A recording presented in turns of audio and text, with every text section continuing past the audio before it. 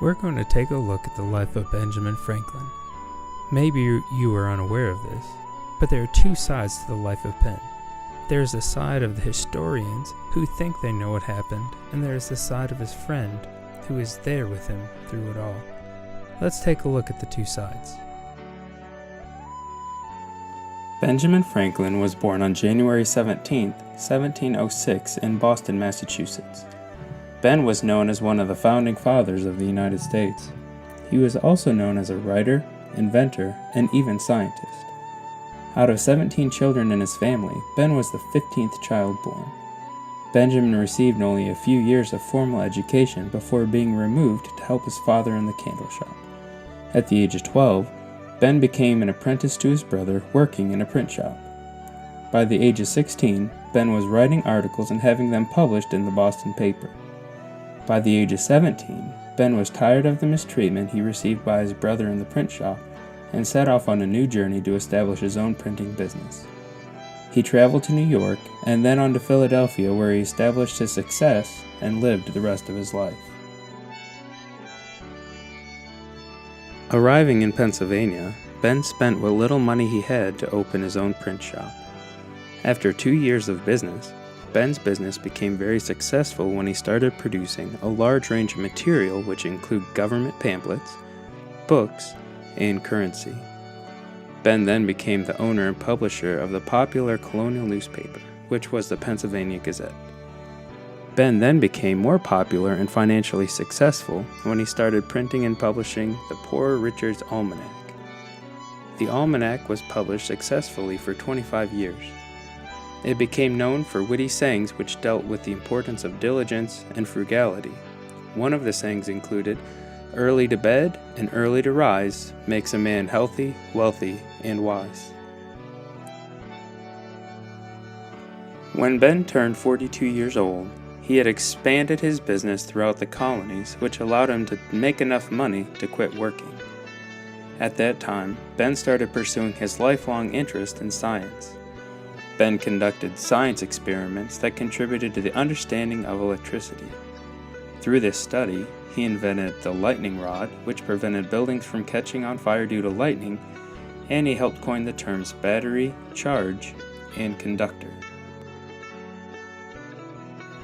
In addition to researching electricity, Ben invented the swim fan, the Franklin stove, which provided more heat while using less fuel than other stoves, bifocal eyeglasses, which made it possible for someone to see far and to read up close with only using one lens, and he invented the glass harmonica.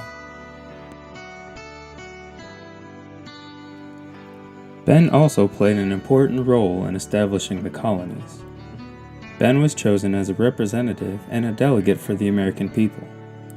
Through this, Ben was able to help draft and sign the Declaration of Independence, the Treaty of Alliance with France, the Treaty of Paris, which established peace with Great Britain, and the U.S. Constitution.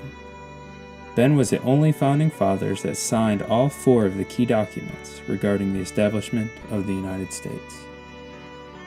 Now that is just what the historians say about Benjamin Franklin. What if we hear the true story from the account of his best friend Amos? Amos worked right alongside of Ben during many of his inventions and experiments. In fact, Amos was the one who gave Ben many of his ideas for inventions and experiments. Amos wrote down his thoughts and published them in a book called Ben and Me, A New and Astonishing Life of Benjamin Franklin, as written by his good mouse, Amos. With that being said, let's meet Amos. Well, that's not Amos, that's Stuart Little. Now, can someone please put up a picture of Amos for everyone to see? Ah, there he is. Thank you. Now, where were we? As you can tell, Amos wasn't an ordinary friend. Amos was a mouse. Amos was the oldest of 26 children. When his parents named them, they went right through the alphabet. Amos was first, and the others went along, from Bathsheba, Claude, Daniel, and so forth down to the babies, Xenophon, Isabel, and Zenos. Amos lived with his family in the vestry of Old Christ Church on 2nd Street in Philadelphia, right behind the paneling. With that number of mouths to feed, they were, naturally, not a very prosperous family. In fact, they were really quite poor. It wasn't until the hard winter of 1745 that things really became desperate. That was a winter long to remember for its severity, and night after night, Amos's poor father would come in tired and wet, with his little sack partially emptied. The family was so poor they were driven to eat the prayer books. When those ran out, they took to the minister's sermons. That was for Amos the final straw. Their prayer books were tough, but those sermons were even worse. Being the oldest, Amos thought that he could go into the world and make his own way. After traveling in search for a place to stay for days, Amos wandered into the house of Benjamin Franklin. After some discussion, Ben agreed to let Amos stay with him. This was the start of their friendship. Ben and Amos worked on everything together. One day, Ben and Amos were out flying a kite. Ben had invented a little car that Amos could ride up and down the string of the kite. Amos enjoyed the ride up to the kite and enjoyed the way back down.